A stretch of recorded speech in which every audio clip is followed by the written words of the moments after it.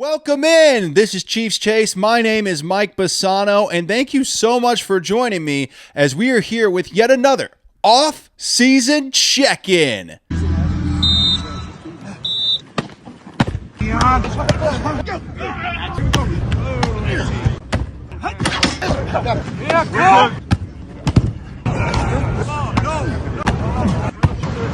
The Chiefs have been practicing and looking fantastic. Everybody's in. Everybody looks good. There's only one player missing. We'll get to him here in a little bit. But for the most part, the entire practice experience for the Kansas City Chiefs has been outstanding. We'll hear from players and coaches. We have a full show for you. Also, the Chiefs' offense in 2025 is going to look significantly different than it did in 2024. It is going to be absolutely awesome. We'll hear from Matt Nagy as to why that is and dive a little deeper in here in just a few minutes. But first, the Chiefs' first-round draft pick, Joshua Simmons, coming in and looking fantastic. We'll start off just listening to Andy Reid give us some of the best words we could ever possibly hope to hear when it comes to the Chiefs' first-round draft pick, offensive tackle out of Ohio State, Josh Simmons. Doing a nice job. We weren't sure quite how much we were going to be able to get out of him, but he looks strong. He's been jumping in and taking the team reps now with which he was just doing the individual stuff before. and you can definitely see the talent. He's got to keep learning the stuff that Andy's teaching him, and fundamentally, technique-wise. But he sure has a good attitude about it. When you have someone who's new to you, you're a little bit surprised that he's doing this much stuff. And you guys had to say, take it a little bit slow? Yeah, we've done that. We've done that with him, and he's asked for more, and we've kind of kept backing him up here and easing him into it. So. But you can tell that he rehabbed, did a nice job with it. Obviously, the people that did the surgery did a nice job with it. So he looks like he's in good shape. He's here quite a bit. He's one of those guys that you got to kind of kick out of the building. So. Thank you to 810 Sports Radio, WHB in Kansas City for that audio. And let me tell you something. When Josh Simmons came into the Kansas City Chiefs, the only knock on Simmons, people had talked about his injury, but for the most part, around NFL circles, not the media. The media's dumb. Don't worry about them. Around NFL circles, the patellar tendon was never a big worry about Josh Simmons. Most people thought Josh Simmons was really good despite that, and he has really came back strong, as Andy Reid just said. But when the draft ended, and all these NFL guys had to try to CYA and explain why they let Josh Simmons, who is not just the best left tackle in this draft, but many people said he had the best tape of any tackle they've seen since 2022. So when he fell, there was a lot of discussion. Why? And the consensus among NFL people was they were concerned. Early on, people in the NFL were concerned about Josh Simmons and his work ethic and his character. They said he really likes pass blocking and he really likes games. But he doesn't really like run blocking and he doesn't really like practice. So they thought Josh Simmons would have too big of a learning curve. But now to hear Andy Reid say that Josh Simmons is a guy he has to kick out of the facility, that has to make you beam with confidence and optimism when it comes to what Josh Simmons could accomplish in the 2025 season. Because when he comes in and he has the work ethic, he has all the talent in the world, and he has a healthy patellar tendon. All of these things for Josh Simmons scream that he is going to be one of, if not the best rookies in the entire 2025 class. Now, this is exciting on a lot of levels. Because Josh Simmons coming in, being healthy, working hard, being a guy that Andy Reid said is he has to kick out of the facility. That's the greatest news imaginable for one Patrick Mahomes. Because we all know, if you watched every Chiefs game last year, you knew what the problem was with the Chiefs. You knew that Mahomes' protection was subpar all year. They went through 4 left tackles in 2024. They had to bench 2 of them for poor performance, and now they've moved one of those guys to guard. That's what Patrick Mahomes has been dealing with, and now because they have Josh Simmons, because he's come in, been a workhorse, been healthy, and hit the ground running in Kansas City. There is nothing but extreme optimism for what Patrick Mahomes can accomplish in 2025. You have the great receiving core. You have the improved protection. Everything is in place. And as long as Matt Nagy lets him uncork it, we are going to see an offensive explosion in Kansas City. And I can't wait for it. Look, Josh Simmons, when he came in, I was really excited. And I'm still really excited. And there's a lot of people who are like, oh, well, you're gassing him up too much. Really, what I'm doing is telling you what I saw on tape, what I've seen from Josh Simmons physically, and what I see from other left tackles in the NFL.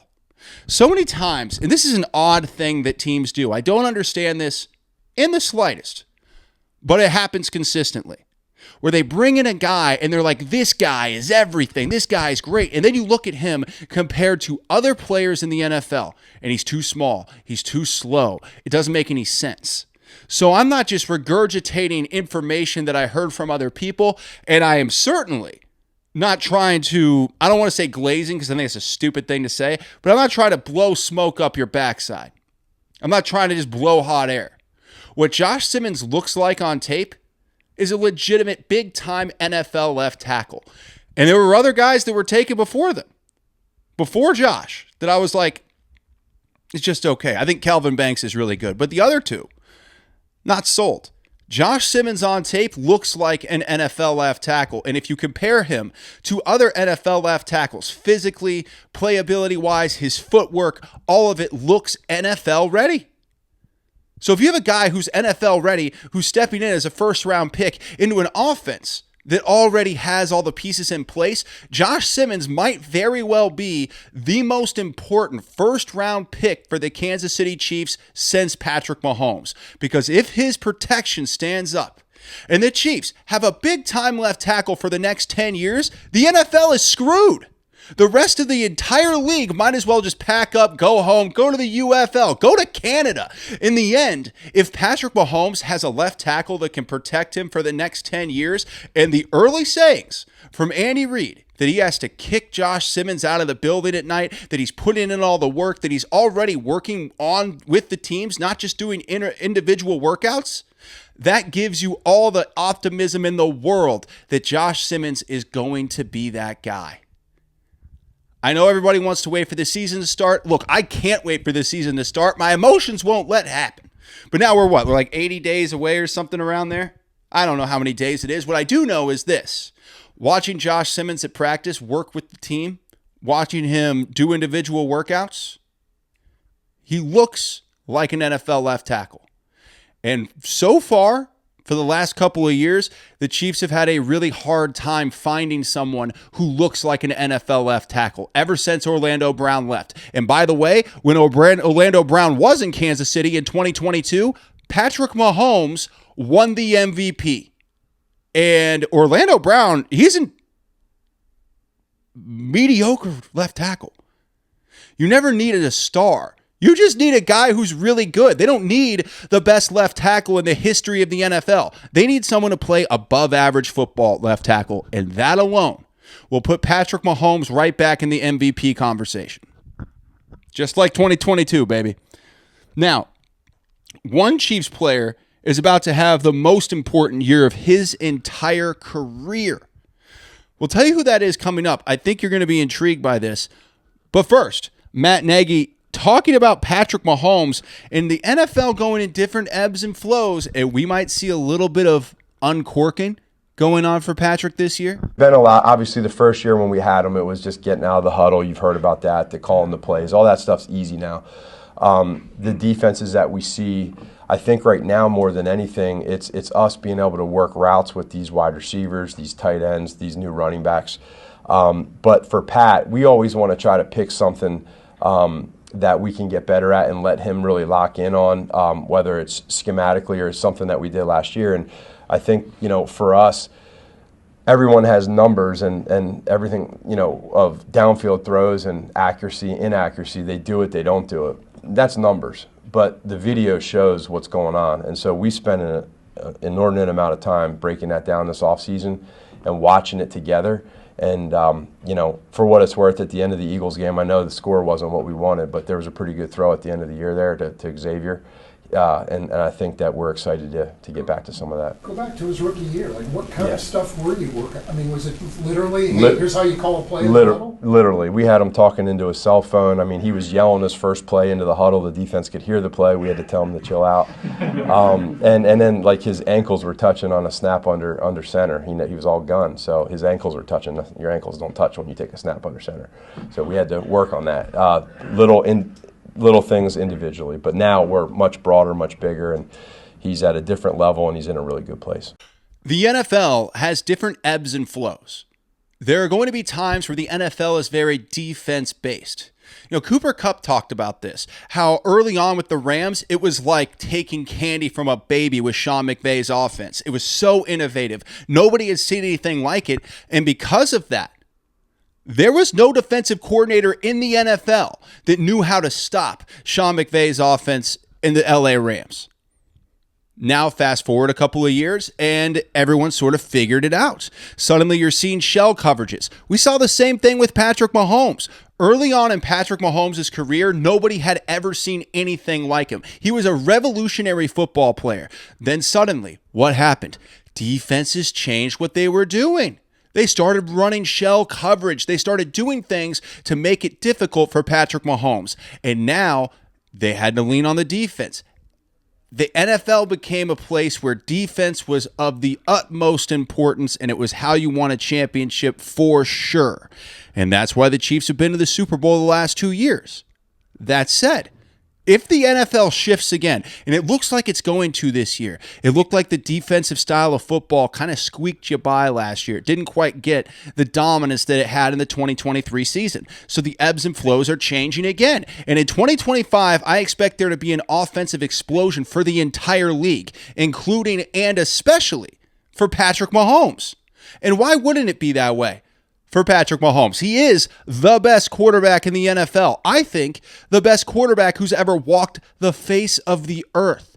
What Patrick Mahomes has done, what he's accomplished as a player in the NFL is unbelievable. He's not even 30 years old yet, guys. That's an unbelievable situation, and I love it. I'm here for it. I think we should all be here for it. We should all be here for the Patrick Mahomes revolution that's going to happen in 2025. Because not only is he the best quarterback who's ever lived, Patrick Mahomes is going to come out and set records in 2025. People might call me crazy. Go ahead. You're wrong. I'm right. Patrick Mahomes will win the MVP this year. And I'll tell you another thing. A guy like Rashee Rice has the ability to be one of the best players in the NFL, one of the most dynamic wide receivers in the NFL, and if his head is screwed on straight, which I think maybe after last year it is, we don't know for sure, but if his head is screwed on straight, then Rashee Rice is going to explode too, and he's going to go into the stratosphere and become one of the elite wide receivers in the NFL. If the Chiefs' offensive line can protect and Rashee Rice can stay healthy and the Chiefs uncork it like Matt Nagy says they're going to, oh baby, Rashee Rice is going to soar up the charts as one of the greatest wide receivers in the NFL. When you consider last year the Chiefs' best wide receiver was Xavier Worthy because of injury, and everything the Chiefs accomplished despite only having a Xavier Worthy as a legitimate weapon for the majority of the season, it is actually spectacular that Patrick Mahomes and the Chiefs offense they were able to accomplish what they did last year. It's really spectacular. But now they have reserves. They have Jalen Royals in. Hollywood Brown is back. He came back late last year. And by the way, when Hollywood Brown came back last year, it changed a lot of this offense. But now with Hollywood Brown and Rashee Rice and Xavier Worthy, Josh Simmons looking good at left tackle, you have the whole offensive line starting to look better. Travis Kelce's lost weight. These are all incredible reasons for true optimism for the Kansas City Chiefs, and I'm super excited about it. Chiefs could explode this year, man. Now, Mahomes leaned on the defense at times last year, but wait until you hear this Patrick Mahomes stat. You're going to love this. It is. I was actually surprised by it, believe it or not, because of the last 2 years, but you're going to love this. Coming up here in just a minute, but first, one Chiefs player is about to have the most important season of his entire life this year, and that man is Kareem Hunt. Kareem Hunt's happy to be here. He told the media he feels like he has unfinished business in Kansas City this year. He loves the staff, loves the players. It was a no-brainer for him to come back. Of course it was a no-brainer. You want to come back to a championship team that picked you up off the couch and gave you the ball to be a bell cow running back early in the season last year? Absolutely. But here's the thing. Not only is this a really important season for Kareem Hunt, it's a really important season that the Chiefs get a lot out of Kareem Hunt. We don't know what's going to happen with Isaiah Pacheco, guys. I hope we get a great Isaiah Pacheco. I hope we see Isaiah Pacheco come out and run like it's 2022, like he hates the grass. That's the Isaiah Pacheco I truly hope that we see. But if we don't, Kareem Hunt is going to have to be leaned on again. The Chiefs didn't do a lot. I like Brashard with a 7th rounder, but it's still a 7th round running back. I thought the Chiefs were going to spend a much earlier pick on a running back. That said, I don't think it's really their fault. The Chiefs, look, the running backs went earlier this year than anybody would have expected. The running backs got taken, snap, snap, snap. They got guys going in the 2nd round like R.J. Harvey to the Broncos. And I'm like, what? So you have guys going earlier than I ever expected at running back. So the Chiefs didn't get the running back that they needed. And that's fine. But now you look at it and you go, okay, well, you really need Isaiah Pacheco to be healthy. You really need Kareem Hunt to bring the hammer. You really need the guys that are there in the room right now to get things done for the Kansas City Chiefs. Nick Chubb, he was an idea we threw out there maybe a couple of weeks ago. He's gone. He's been picked up. So I don't exactly know what the answer will be at running back, but I do know that if Kareem Hunt has this whole offseason to get better, and he has this whole offseason to get in good shape, he came in fairly decent shape last year coming off of the couch, which can only make you get more excited for how good of shape Kareem Hunt could be in if he comes back and he plays at a high level. Oh, man. He knows the whole offseason that he's got a team. He knows the whole offseason he's going to be getting carries. The thing is, Kareem Hunt doesn't have to stay ready. He already knows where he's going to be playing. So we should expect a step up from Kareem Hunt in 2025, and I think we're going to get it. Now, if you have Kareem Hunt step up and you have Isaiah Pacheco come back healthy, well, then all the concerns that I just brought up about running back fly right out the window. That's the beauty. If Pacheco is healthy, and frankly, I don't know. I don't know what Pacheco is going to be. I know that it's really hard to come back from a broken leg when you have a plate and a bunch of screws in your leg. I don't know how he comes back. If he comes back healthy, though, which is very possible, we just don't know yet. It's going to take probably into August before we get a really clear view of what Pacheco is going to be this year from a health standpoint. But as Pacheco comes back healthy and Kareem Hunt takes advantage of this offseason, takes advantage of his abilities to work out, get in good shape, and get everything working before he comes back to Kansas City in August, I mean, yeah, the running back room is going to be a strength. Right now, it's a question mark. So a huge year for Kareem Hunt coming up. Fox Sports has released their AFC pecking order and only sees 3 teams as Super Bowl contenders. It's very interesting to me. Only 3 teams as Super Bowl contenders. That's it.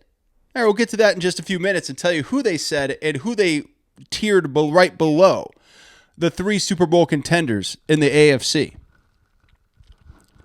But first, here's this stat about Patrick Mahomes. It's going to blow your mind. I love it. In the last 5 seasons in the NFL, Patrick Mahomes has thrown for more yards than anyone else in the NFL by over 1,700 yards. Josh Allen's number 2. He is 1,700 yards behind Patrick Mahomes. After him, Justin Herbert, Jared Goff, and Joe Burrow.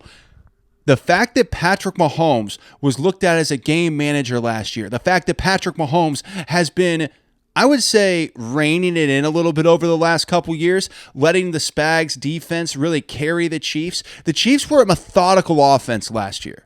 They kept time of possession. They had long drives. They wanted their drives. They had more touchdown drives, more scoring drives of 10-plus plays or more than every other team in the NFL by a monstrous margin. People don't talk about that enough.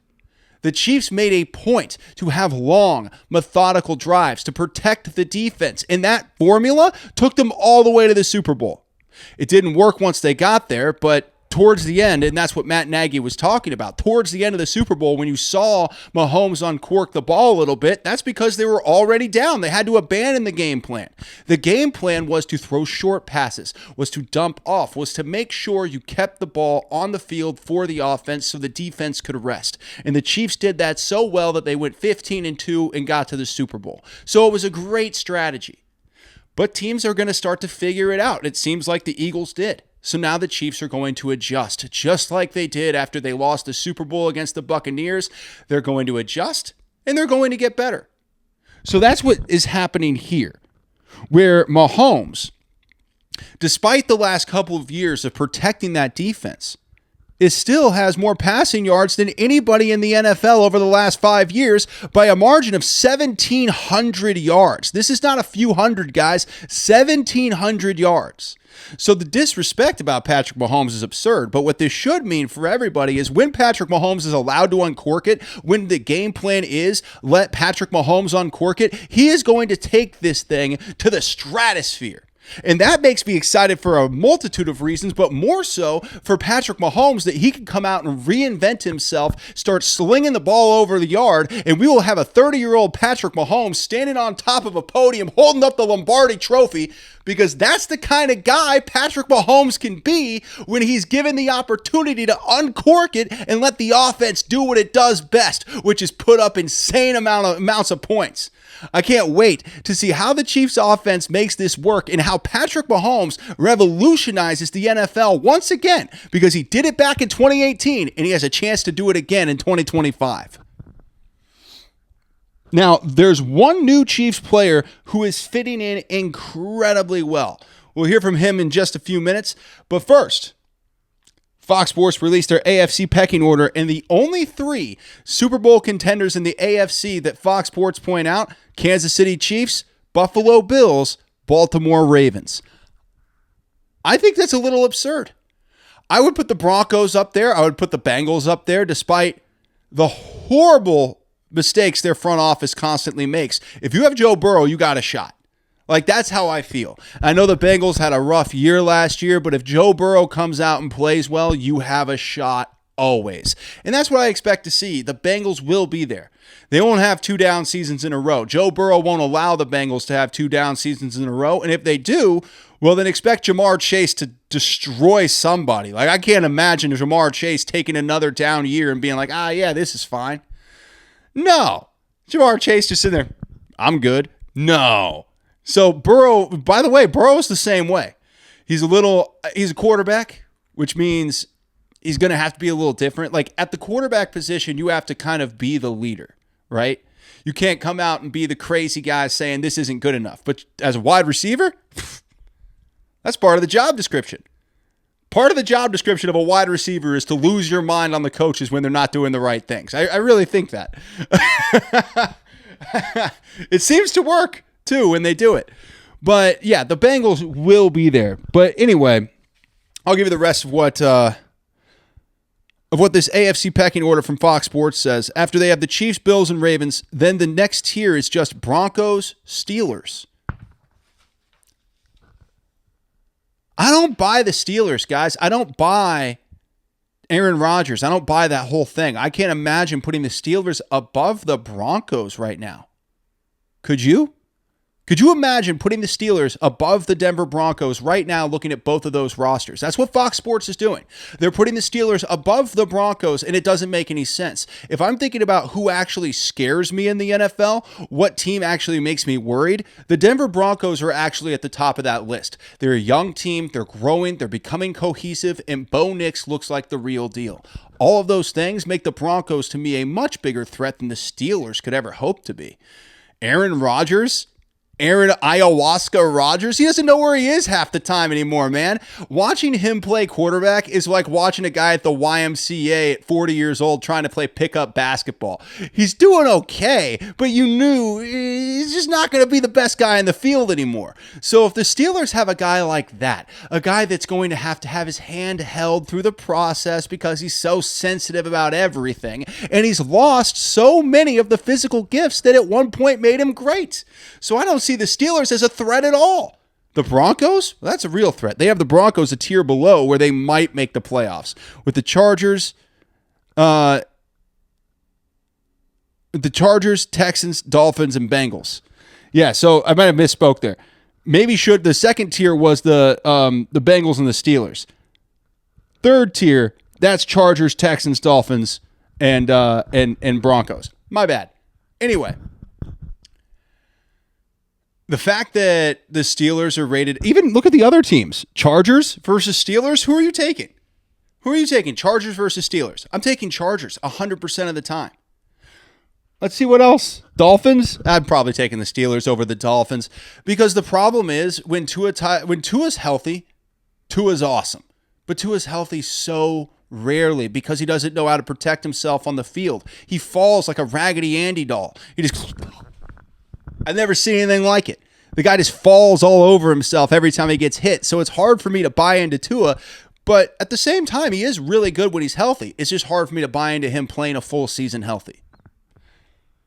And who else? The Texans. Honestly, I forget the Texans are even a contender half the time because they just have no shot at beating the Chiefs in the playoffs. Like, I fear the Texans 0. They came out against the Chiefs in the playoffs, scored 12 points, gave up 8 sacks, and then blamed the referees for why they lost. I have 0 respect for the Texans. I have 0 respect for DeMeco Ryans.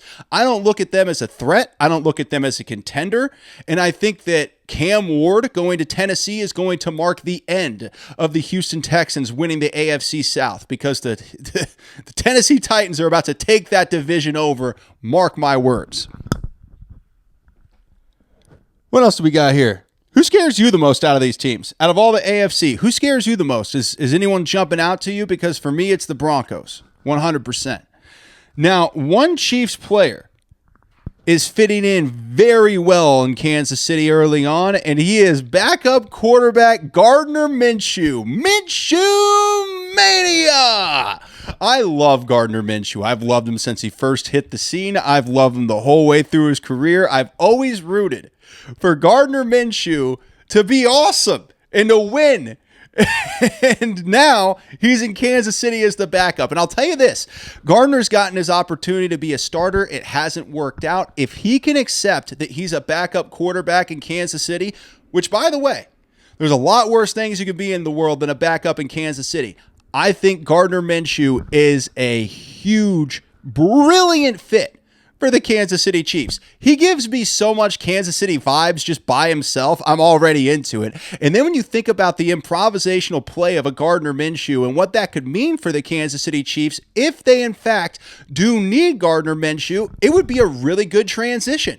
Yeah, he's not Patrick Mahomes, but nobody is. Gardner Minshew is a veteran with great starting experience, an improvisational player who can make broken plays into touchdowns just like Patrick, and a guy that if he gets on board with being a backup could be great in Kansas City for years. Gardner Minshew, baby. Minshew Mania. Let's hear from Gardner Minshew. He spoke to the media courtesy of Sports Radio 810 WHB in Kansas City. That's right before free agency. I got dropped by Vegas. Man, I remember actually coming out of the draft, I remember visiting here and like how strongly and how good I felt leaving here with Coach Reed and the staff in place and just the offense and everything that they were doing. So I think it's been on my radar for a long time, and it just worked out timing this year, and just couldn't be more grateful again and just excited for the opportunity. Minshew Mania. I'm going to say Minshew Mania a lot during the preseason because I understand that Gardner Minshew is not going to be this huge star of the NFL, but in the preseason, we're going to have a lot of fun with Gardner Minshew. He's a guy that's so fun to watch that for the first time in a long time, I'm going to watch the preseason games deep as long as he's playing quarterback because I'm intrigued. Even if it's just in a preseason game, I am intrigued to watch Gardner Minshew do what Gardner Minshew does. Give us a little of that Minshew Mania magic, baby. I love it. Woo! I'm excited for Gardner Minshew. He's fitting in well, and that makes me pumped. All right, now there's a crazy stat about Travis Kelce that you absolutely have to hear. We'll tell you what it is here in just a few minutes. But first, the NFL released every fan base's most hated player, which is so interesting. I meant to tease this earlier and tell you I just got too excited about Minshew. I meant to tease this earlier and tell you that I completely disagree with the Chiefs pick. What the NFL media said is the most hated player in Chiefs Kingdom. I completely disagree. We'll get to it in just a second. But first, we have to tell you how many teams had Patrick Mahomes as the most hated player in their fan base. It's so good. The tears of Chiefs haters. It just gives me life. It makes me feel better as a person. It gets me excited about life itself. So let's look at the list. Patrick Mahomes, most hated by these fan bases: Bills, Bengals, Broncos, Texans, Chargers, 49ers. 6 teams. 6 teams fan bases. Patrick Mahomes lives rent-free in the heads of 6 fan bases in the NFL. I didn't make the numbers. I'll read it again. I'll do it again. The Bills, the Bengals, the Broncos, the Texans, the Chargers, and the 49ers. Patrick Mahomes is the most hated player of all of those fan bases, according to NFL media, and that makes me so happy because the tears of Patrick Mahomes haters is so good. It gives me life. It gives me sustenance, and the only thing that could possibly give me more life than that is the Travis Kelce haters. And oh, by the way, there is one team where Travis Kelce is the most hated player of that fan base, and it's the Las Vegas Raiders. Yes! How awesome is that? Travis, the Raiders hate Travis. Good. Look, if you look back at some of those Raiders games, Travis Kelce has destroyed the Raiders on so many levels, in so many ways. Yeah, of course they hate him.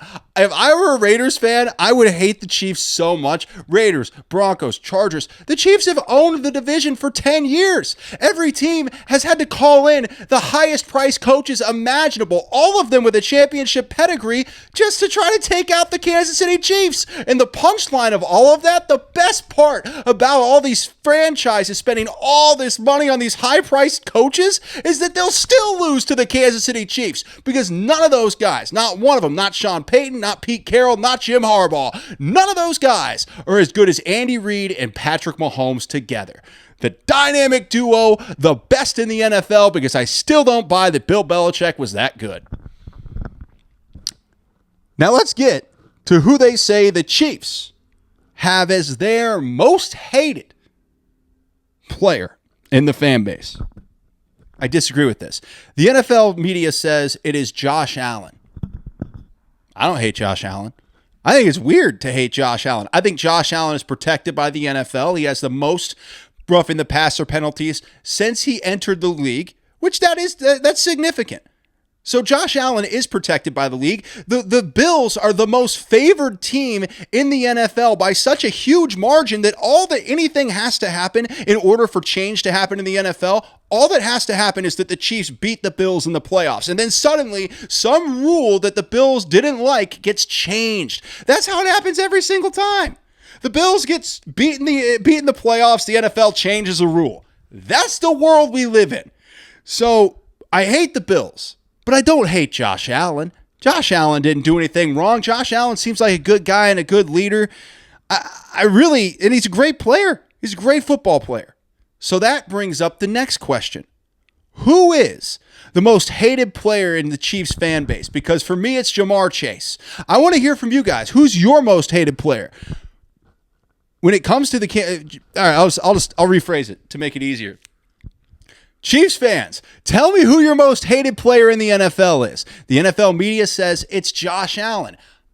I don't think it's that. I don't hate Josh Allen. I hate the Bills. I hate the fact that every time they lose to the Kansas City Chiefs in the playoffs, the NFL changes a rule for them. I hate that, but I don't hate Josh Allen. Josh Allen seems like a good guy, a great football player, and an amazing leader. You know who I don't like? Ja'Marr Chase. Because Ja'Marr Chase, it takes every opportunity in the history of his life to try to cut down the Chiefs, to cut down Kansas City, and I cannot stand him. So for me, my most hated player is Ja'Marr Chase. But who is your most hated player in the NFL, Chiefs fans? I want to hear from it because I think they're going to get a lot more diverse answer than the NFL media gave with Josh Allen. I'm very curious what you think. But yeah, fuck Ja'Marr Chase. I know I never curse on this show, but yeah, Ja'Marr sucks, dude. He's always. I'll probably edit in some clips of Ja'Marr Chase taking shots at the Chiefs from this because it's just right there. It's too easy. He said Pat. Who said Pat? Joe. Pat who? I think are going to go to the Super Bowl. Jamar, you go first. Who's going to the Super Bowl? An AFC, NFC team? Anybody but the Chiefs. Anybody but... All right. Now, one Chiefs star will have a very different role in 2025, and it's going to be really interesting to see how he sort of develops into this role. We'll get to it here in a few minutes. But first, Travis Kelce stat, one of my favorite Travis Kelce stats that I just found, and it's wild. Over the last 10 years, the most receiving yards in the NFL, Travis Kelce's third, behind only Mike Evans and Davante Adams. And he's the only tight end in the top 10. If you ever needed any more evidence that Travis Kelce is the absolute GOAT of all time, all you have to do is look at the list of the most receiving yards in the NFL over the last 10 years. He is number 3, only behind Mike Evans and Davante Adams, and he is the only tight end in the entire top 10. So not only is Travis Kelce the best tight end in the last 10 years in the NFL, Travis Kelce's the best tight end who's ever existed. He revolutionized the position. He's changed things for every other tight end, and not to mention, he has developed the NFL. I understand that a lot of that has to do with Taylor Swift coming on board. It's true. Call it what it is. Taylor Swift came on board and the Chiefs fan base increased 30 to 40%. Female fan base increased like 50% or something insane like that. Travis Kelce, just through dating Taylor Swift, has become an ambassador for the NFL. That adds to the GOAT conversation. I'm sorry, it does. I think the last picture I saw of Rob Gronkowski was somebody, he was with a porn star. Remember that? Pepperidge Farm remembers. Nobody cared though, because it's Gronk. Who gives? It's Gronk. What did you expect him to be doing? You know? Yo, soy fiestas with a porn star? I can't believe it. But seriously, it's part of it.